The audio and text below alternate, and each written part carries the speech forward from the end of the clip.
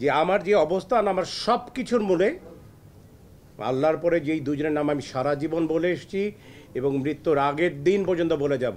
আমার ব্যাপারে আপনি যখনই কোনো কথা বলতে যাবেন, সো এই দুজনের নাম বাদ দিয়ে রুবেল শব্দটি লেখাটা মনে হবে যে অসম্পূর্ণ। তাদের ব্যাপারে যদি কোনো কথা বলতে যাই, এটা আমার এক ধরনের ধৃষ্টতা হবে, এটা এক ধরনের বেয়াদবি হবে। আমার মৃত্যুর আগের দিন পর্যন্ত যাতে ওনাদের ব্যাপারে কোনো কিছু বলার মতো ক্ষমতা আল্লাহ তাআলা আমাকে না দেয়। আমি এক ধরনের মানে করব কি করব না ইনডিসিশনে ছিলাম। ভাই যেভাবেই হোক না কেন, আমার নামের আগে কারো নাম যেতে পারবেন, আমি কাজ করি না। এই যে যেই ব্যক্তিটি দেখছেন যে রুবেল নামে পরিচিত, এটা জন্মদাতা হচ্ছেন আমার মরহুম আব্দুল মালেক, উনি যিনি আমাকে জন্ম দিয়েছেন। পরবর্তীতে আমার স্কুল কলেজ ইউনিভার্সিটির সর্বকিছুর হতা হচ্ছেন আমার শ্রদ্ধেয় বড় ভাই ওস্তাদ এটা আমার মাসুদ পারভেজ সোহেলানা ভাইয়া। পরবর্তীতে যে ফিল্মিক যে রুবেল হওয়ার যে ব্যাপারটি, এটা প্রথম করেছেন আমার শ্রদ্ধেয় বড় ভাই মাসুদ পারভেজ, এবং তারপরে যে আমার যে অবস্থান তৈরি করার জন্য আমি যেভাবে তৈরি হয়েছি, এটা সব কিছুর কারিগর হচ্ছেন আমার শ্রদ্ধেয় ওস্তাদ জাহাঙ্গীর আলম।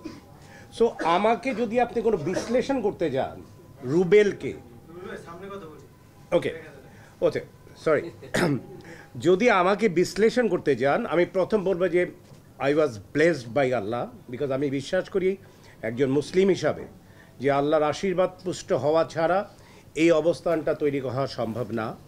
এবং আমি মনে করি যে আমার যে অবস্থান আমার সব কিছুর মূলে আল্লাহর পরে যেই দুজনের নাম আমি সারা জীবন বলে এসেছি এবং মৃত্যুর আগের দিন পর্যন্ত বলে যাব, সেটা হচ্ছে আমার শ্রদ্ধেয় বড় ভাই সোহেলানা ভাইয়া মাসুদ পারভেজ। যে ভাইয়া বললে আপনারা বুঝে নেবেন, ভাইয়া বলতে আমরা ইন্ডাস্ট্রিতে একজনকেই বুঝি, সেটা ভাইয়া বলতে আমরা সারা জীবন আমরা একজনকেই বুঝি, সেটা হচ্ছে মাসুদ পারভেজ।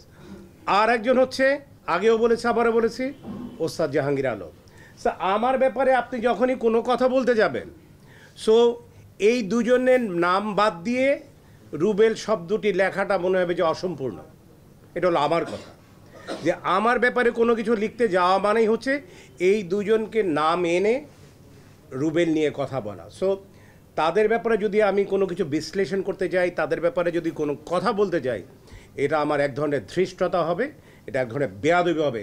তাদের নিয়ে কোনো কথা বলার মতন দুঃসাহস, ধৃষ্টতা আল্লাহ তাআলা আমাকে কখনো দেয়নি, এবং আমার মৃত্যুর আগের দিন পর্যন্ত যাতে ওনাদের ব্যাপারে কোনো কিছু বলার মতো ক্ষমতা আল্লাহ তাআলা আমাকে না দেয়।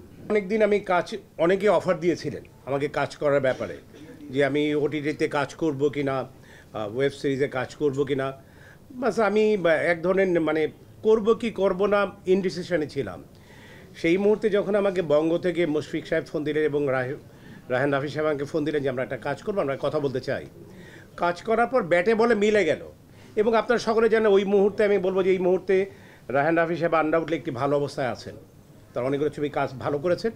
উনি যখন অফার দিলেন তখন আমি সেটাকে কিছু টার্মস অ্যান্ড কন্ডিশন দিয়েছিলাম, যদি এরকম হয় যেমন আমি অন্য কোনো ক্যারেক্টার আমি কাজ করি না, সেন্ট্রাল ক্যারেক্টার আমার যদি হয় করব, সেই রকম যদি সে বলেছে হ্যাঁ সেরকম আছে। আর একটি জিনিস বলেছিলাম যে ভাই যেভাবেই হোক না কেন, আমার নামের আগে কারো নাম যেতে পারবেন, আমি কাজ করি না। এই ব্যাপারগুলো যদি মনে রাখতে পারেন, যদি মনে করেন যে হ্যাঁ রুবেল ভাইকে নিয়ে কাজ করা সম্ভব, তাহলে কাজ আমি করব। সো আমরা কাজ করেছি। কাজ করার পর এখন আপনারা যারা দেখেছেন, আমি তাদের কাছে জিজ্ঞেস করতে চাই আসলে কেমন হয়েছে, যে আপনারা প্লিজ, আমি যে এখানে মানে আমি কি বলতে পারি যে আমরা একটা ভালো একটা অবস্থান কি আমি তৈরি করতে পেরেছি। আসলে আমি সারা জীবনে যেটা করেছি, আমি সারা জীবন আমি যখন কাজ করতে যাই একজন ডিরেক্টরের আন্ডারে, আমি তখন দেখি যে ডিরেক্টর স্যাটিসফাইড কিনা। আমি শর্টদের পর সবসময় জিজ্ঞেস করি শর্ট ঠিক আছে কিনা, সেটার দিকে তারা স্যাটিসফাইড মিনস আমি স্যাটিসফাইড। হ্যাঁ, 2-1 সময় হয়েছে যে আমি রিকোয়েস্ট করেছি না এই শর্ট আর এরকম না দিয়ে আরেকটা শর্ট দিলে কেমন হয়, তারা মেনে নিয়েছে।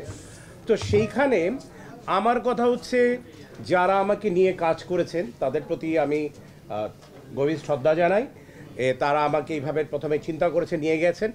রায়হান রাফি ভাইকেও আমি বলবো যে উনি এইভাবে আমার এই ক্যারেক্টারের কথা চিন্তা করেছেন, আমাকে নিয়ে গেছেন। এবং আপনাদের কাছে যদি ভালো লেগে থাকে তাহলে আমি মনে করবো যে ইয়েস আমার পদার্পণটা তার অনেক দিন পরে হলে পরেও সেটা সুন্দরভাবে হয়েছে। এবং আমি রায়হান নাফি সাহেবকে কদিন আগে আমাদের নিজস্ব একটা ছিল ঘরোয়া একটা মানে এটা বলবো যে একটা অনুষ্ঠান ঠিক বলবো না, প্রচারণার জন্য করেছিলাম। সেখানে আমি রায়হান নাফি ভাইকে বলেছিলাম একটি কথা যে রাহি ভাই আমার প্রথম কখনো খারাপ হয়নি, সর্বপ্রথমগুলোই ভালো হয়েছে। সো যেহেতু ওয়েব সিরিজ এটা আমার প্রথম, কেন যেন মনে হচ্ছে এটাও ভালো যাবে। এখন যেহেতু আপনারা বলছেন যেটা অনেক ভালো হয়েছে, আপনারা সকলেই দোয়া করবেন যাতে জিনিসটা অনেক অনেক ভালো হয়। আর আমার অবস্থানগত দিক এটা আমি সারা জীবনই আপনারাই তুলে ধরেছেন, আপনারাই তুলে ধরবেন, আমি জানি না হোয়াট আই ডান। আপনারা যদি ভালো করে বলেন মনে করি ঘুরে না। আমি আই ডু বিলিভ ইন আল্লাহ, আল্লাহ তালা যতদিন রাখবে ততদিন থাকবো, কাজ করব এবং আমরা সর্বোপরি এইখানেও ভালো কাজ পেলে করব, আদারওয়াইজ করব না। এরকম আমার মতো যদি হয় সেভাবে করব।